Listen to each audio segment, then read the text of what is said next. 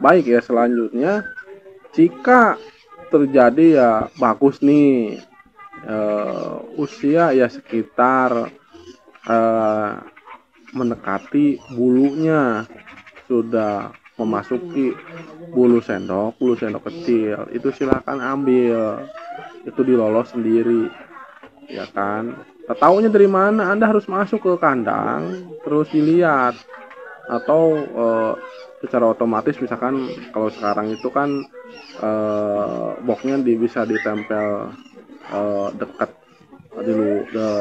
dekat buat pintu ya, di luar tinggal dilihat seperti ini. Itu harus pas ngambilnya. Kalau misalkan Anda tidak mau repot, misalkan kalau misalkan diambilnya terlalu kecil, itu juga kendalanya. Misalkan masih merah diambil itu kan, misalkan saya lolos sendiri ya, kalau misalkan Anda tidak ada kerjaan di rumah ya silahkan, itu pun sebetulnya agak lambat besarnya, beda dengan induknya tuh. eh, jadi lambat ya kalau misalkan diambil dari kecil. Seperti apa ya, Anda harus punya inkubator itu kan. Kalau nggak pakai inkubator sebenarnya sebetulnya bisa disiasati ya kan, pakai dus pakai apa gitu kan, cuman harus benar-benar suhunya harus bisa diatur. Anda harus belajar lagi tentang hari itu. Nah, kemudian ketika ini bagus nih, misalkan nggak telat kasih parab jadi di kandang tersebut. Kalau misalkan telat ya, yang terjadi ya anaknya kelaparan, ya mau kasihnya dari mana coba kan? Cuma dia kan nggak dilepas itu di dalam kandang, makanya harus diambil. uh, si jangkriknya harus banyak gitu kan. Itu kalau misalkan anak burung itu kan dikasih makan sama induknya itu, kalau misalkan kita yang nyuapin itu 1 jam sekali, itu masih kecil ya. Kalau sama induknya ya mendekati lah sama gitu kan. Kalau misalkan sehari 3 kali misalkan dikasih makan, tengah pagi-pagi dikasih makan, terus tengah hari dikasih makan, dikasih jangkriknya, terus sore dikasih jangkriknya, ya yang terjadi apa ya, kurang bagus ya kan, agak kelaparan, itu bisa jadi nanti kematian. Karena dia anak burung itu sering lapar itu kan, jadi harus full cara makannya seperti itu.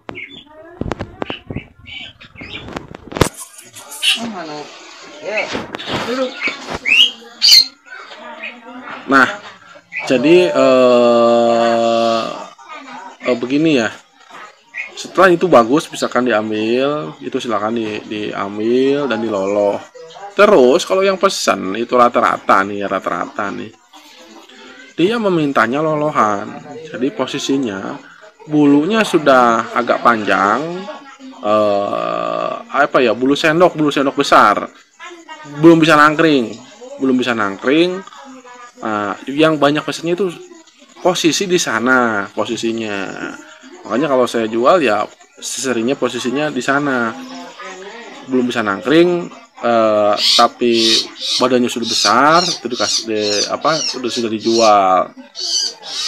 Kalau misalkan sudah nangkring terus bisa makan sendiri, belajar itu, harganya beda lagi, karena kan itu kembali lagi, nggak misalkan proses 1 minggu misalkan dari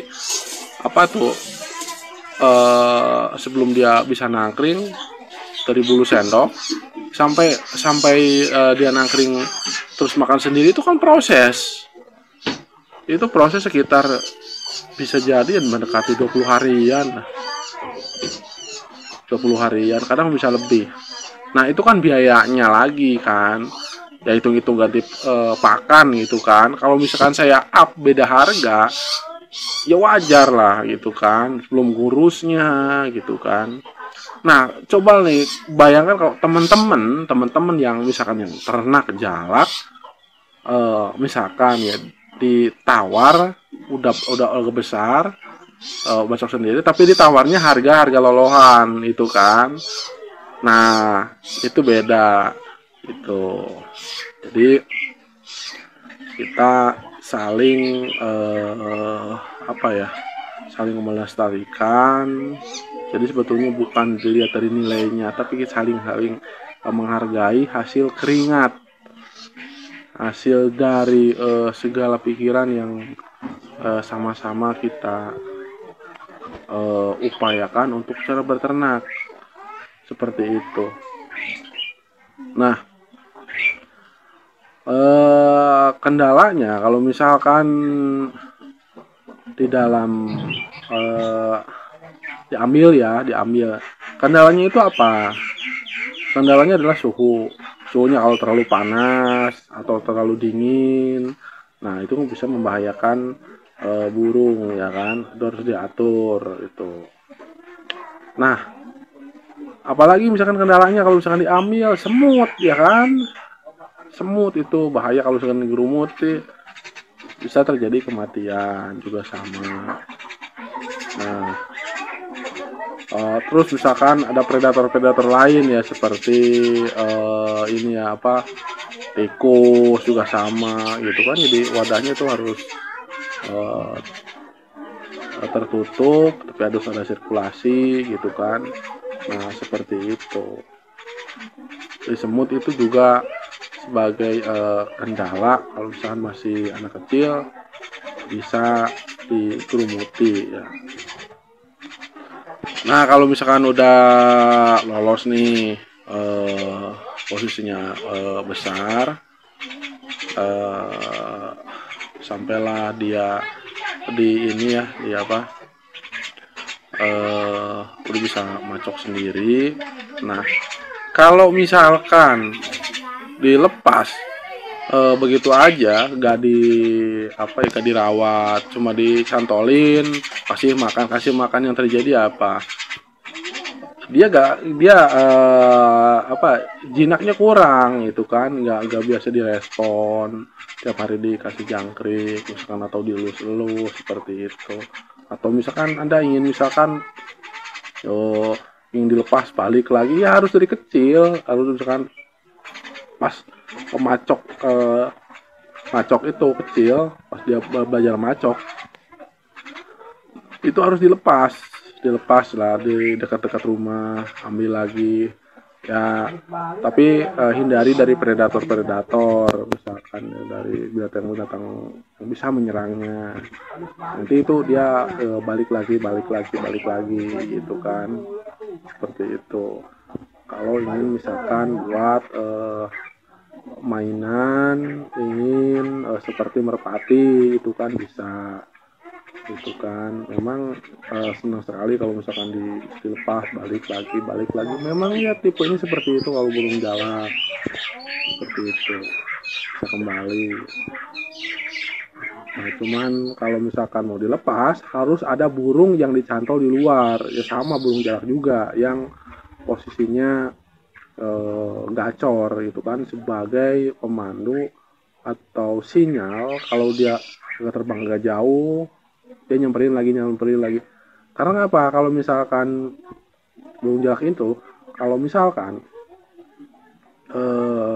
terbang terus mendengar misalkan di tetangga agak jauh ada burung jalak lagi terdengar, dia pergi nyamperin ke sana gitu kan, mendekati, ngelilingi sangkar. Nah, ngelilingi sangkar si jalak tersebut kalau dalam sangkar jalaknya. Nah, kadang-kadang dia apa ya, terjadi apa ya, saling bantai itu kan, dari diserang luar itu, seperti itu ya. Nah, kalau misalkan ada ini kan membahayakan burung yang dilepas ya kan, kalau ketahuan sama apa ya yang punyanya, kan nggak tahu apa mau digimanain burung yang kita lepas itu kan. Kalau dia tahu bahwa itu piaraan, ya mungkin apa ya, disuruh pergilah burung kita, nanti dia balik lagi ke kita. Nah, seperti itu kendalanya kalau misalkan dilepas. Makanya kalau misalkan saya dilepas, yaitu dari istilahnya di sini tuh gak ada yang punya jalak lagi. Kalau punya jalak lagi dia pasti sering kesana nempel, memang dia balik lagi, seperti itu. itulah kendalanya seperti itu.